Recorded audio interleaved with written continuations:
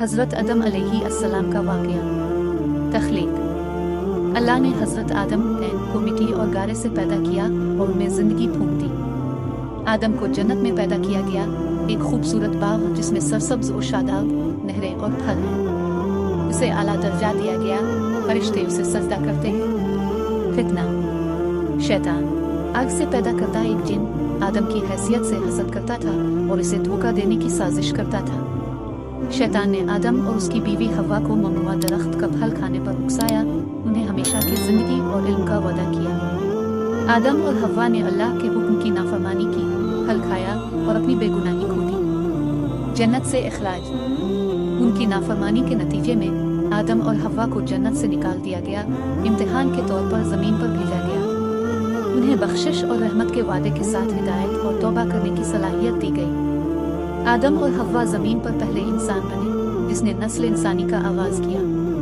असबाक और मुज़ाहिर। हज़रत आदम अलैहिस्सलाम का वाक़या हमें इस बारे में सिखाता है। इंसानियत की फितरत कमज़ोर और गलती का शिकार, लेकिन तौबा और तरक्की के काबिल। इताअत और अल्लाह के अहकामात की पैरवी की अहमियत। गुरूर और हसद का ख़तरा, जैसा कि शैतान के किरदार में नज़र आता है।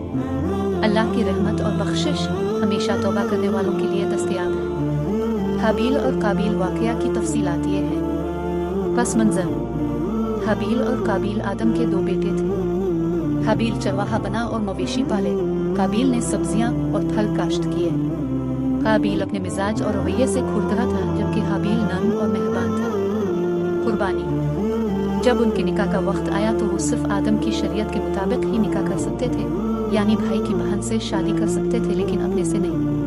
चूँकि हाबील की बहन इतनी खूबसूरत नहीं थी, इसलिए काबील इससे शादी नहीं करना चाहता था। आदम ने तजवीज़ किया कि वो खुदा के हुक्म को हासिल करने के लिए अपनी कुर्बानियाँ पेश करे। इसने कहा कि खुदा आसमान से बिजली भेजेगा और अगर बिजली हदिया को जला दे तो ये खुदा की तरफ से हदिया की कबूलियत की अलामत है, और अगर ऐसा ना हुआ तो ये खुदा के नजराने के रद्द होने की अलामत है। हाबील ने अपने रेवड़ में से एक जानवर का नजराना पेश किया और काबील ने अपने खेत से कुछ कम दर्जे का गल्ला पेश किया।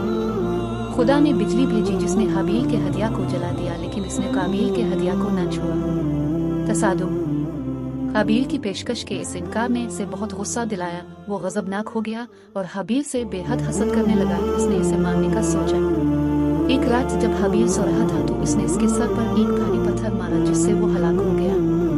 असबाक और मुज़ाहिर। हाबील और काबील की कहानी हमें सिखाती है इंसानियत की फितरत कमज़ोर और गलती का शिकार, लेकिन तौबा और तरक्की के काबिल इताअत और अल्लाह के अहकामात की पैरवी की अहमियत। गुरूर और हसद का खतरा, जैसा कि काबील के किरदार में देखा गया है। अल्लाह की रहमत और बख्शिश हमेशा तौबा करने वालों के लिए दस्तयाब है। खुलासा ये कि हाबील और काबील का किस्सा रोए ज़मीन के पहले बड़े गुनाह के बारे में है, जिसकी वजह से ये वाक़यात रहनुमा हुए, उनके असरात और इसी रास्ते को इख्तियार करने से बचने के तरीके हमें सीखने के लिए सबक सिखाए जाते हैं। अल्लाह हमें क्या सिखा रहा है और अल्लाह हमारी अपनी ज़ाती समझ और तरक्की के लिए कौन अहम निकात पर जोर देता है।